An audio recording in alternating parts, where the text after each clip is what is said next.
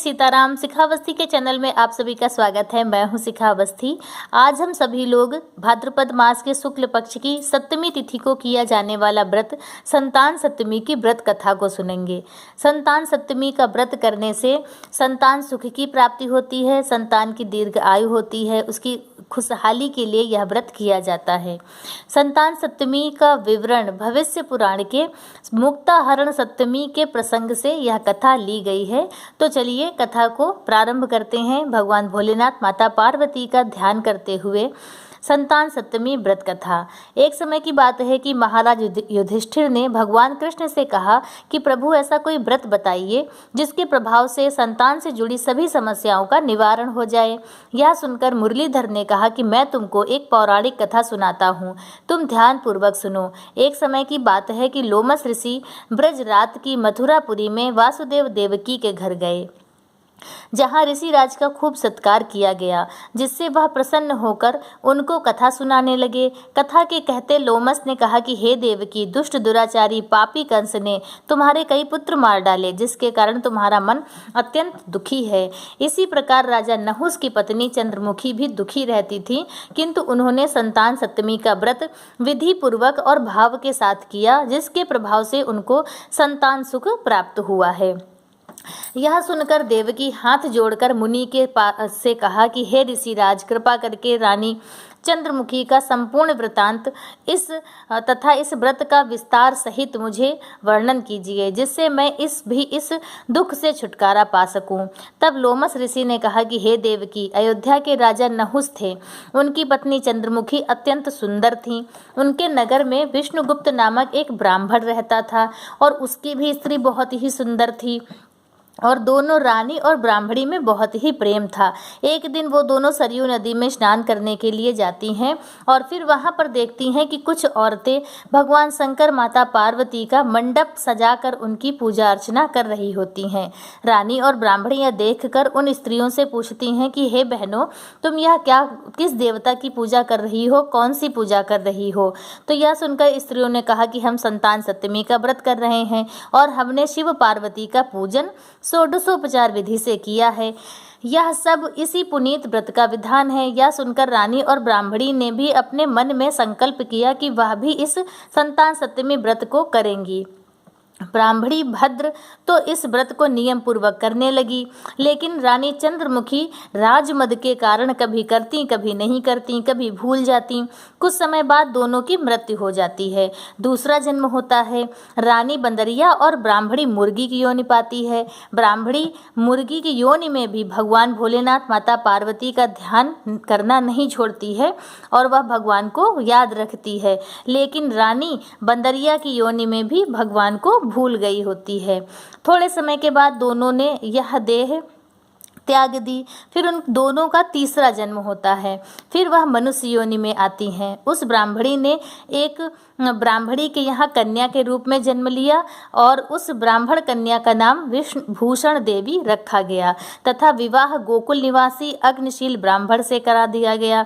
भूषण देवी इतनी सुंदर थीं कि उन्हें आभूषण की आवश्यकता ही नहीं थी। बिना आभूषण के ही वह अत्यंत सुंदर लगती थीं। कामदेव की पत्नी रति भी उनके आगे लजाती थीं। भूषण देवी के अत्यंत सुंदर सर्व गुण संपन्न चंद्रमा के समान धर्मवीर कर्मनिष्ठ सुशील स्वभाव के 8 पुत्र पैदा हुए और यह सब भोलेनाथ के व्रत का फल ही था। दूसरी ओर शिव विमुख रानी के गर्भ से कोई भी पुत्र नहीं हुआ, वह निसंतान रहने लगी। रानी और ब्राह्मणी में जो प्रीति पहले थी वह अभी भी बनी रही थी। रानी जब वृद्ध अवस्था को प्राप्त होने लगी तब उसके एक गूंगा बहरा बुद्धिहीन अल्पायु का पुत्र हुआ, जिसकी 9 वर्ष में मृत्यु हो जाती है, वह भी छोड़कर चला जाता है। अब तो रानी पुत्र शोक में अत्यंत दुखी व्याकुल रहने लगी। दैव योग से भूषण देवी ब्राह्मणी रानी के यहाँ अपने पुत्रों को लेकर पहुंची। रानी का हाल सुनकर उसे भी बहुत दुख हुआ, किंतु इसमें किसी का क्या वश। कर्म और प्रारब्ध के लिखे को स्वयं ब्रह्मा जी भी नहीं मिटा सकते हैं। रानी कर्म भी थी और इसी कारण उसे दुख भोगना पड़ रहा था। और इधर रानी पंडितानी के इस वैभव और 8 पुत्रों को देखकर उसके मन में ईर्ष्या होने लगी तथा उसके मन में यह पाप उत्पन्न हुआ कि उसने ब्राह्मणी के सभी पुत्रों को मार डालने को सोचा। उसने सोचा कि वह उसे मार देगी।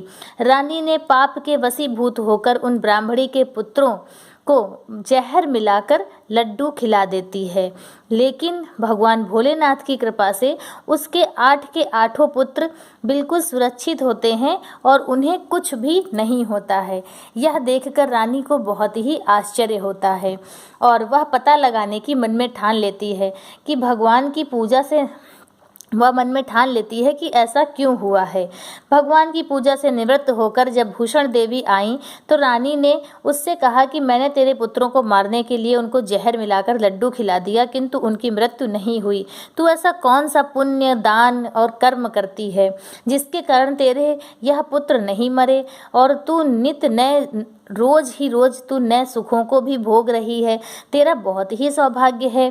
इनका भेद तू मुझे निष्कपट होकर समझा। मैं तेरी बड़ी ऋणी रहूंगी। रानी के ऐसे दीन वचन सुनकर भूषण देवी कहने लगी कि सुनो, तुमको 3 जन्म का हाल सुनाती हूँ, जो ध्यान पूर्वक सुनना। पहले जन्म में तुम राजा नहुस की पत्नी थी और तुम्हारा नाम चंद्रमुखी था, मेरा भद्रमुखी था और मैं ब्राह्मणी थी।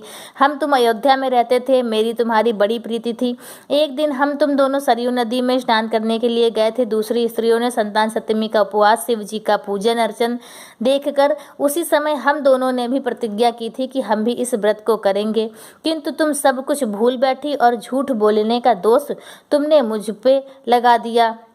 मैंने इस व्रत को आचार विचार सहित नियम पूर्वक सदैव किया और आज भी करती हूँ। दूसरे जन्म में तुमने बंदरिया का जन्म लिया, मैंने मुर्गी की योनि पाई। भगवान शंकर की कृपा से इस व्रत के प्रभाव से तथा भगवान को इस जन्म में भी मैं नहीं भूली, निरंतर उस व्रत को नियम पूर्वक करती रही। तुमने अपनी बंदरिया के जन्म में भी तुम भूली रही। मैं तो समझती हूँ कि तुम्हारे ऊपर यह तो भारी संकट है, उसका एकमात्र यही कारण है और दूसरा कोई कारण नहीं हो सकता। इसलिए मैं तो कहती हूँ कि आप अब भी संतान सप्तमी का व्रत विधि सहित करिए, जिससे तुम्हारा यह संकट दूर हो जाए। लोमस ऋषि ने कहा कि देवकी भूषण ब्राह्मणी ने मुख से अपने पूर्व जन्म की कथा तथा संकल्प इत्यादि सुनकर रानी को पुरानी बातें याद आ गईं और पश्चाताप करने लगी। तब भूषण ब्राह्मणी के चरणों में पढ़कर क्षमा याचना करने लगी और भगवान शंकर पार्वती जी की अपार महिमा के गीत गाने लगी। उस दिन से रानी ने नियम पूर्वक संतान सप्तमी का व्रत किया, जिसके प्रभाव से रानी को भी संतान सुख की प्राप्ति हुई तथा संपूर्ण सुख भोग कर रानी शिवलोक को चली गई। भगवान शंकर के व्रत का ऐसा प्रभाव है कि पथभ्रष्ट मनुष्य भी अपने पथ पर अग्रसर हो जाता है और अनंत ऐश्वर्य भोग कर मोक्ष को प्राप्त होता है। लोमस ऋषि ने कहा कि हे देवकी, इसलिए मैं तुमसे कहता हूँ कि तुम भी इस व्रत को करने का संकल्प अपने मन में करो, तुमको भी संतान सुख मिलेगा।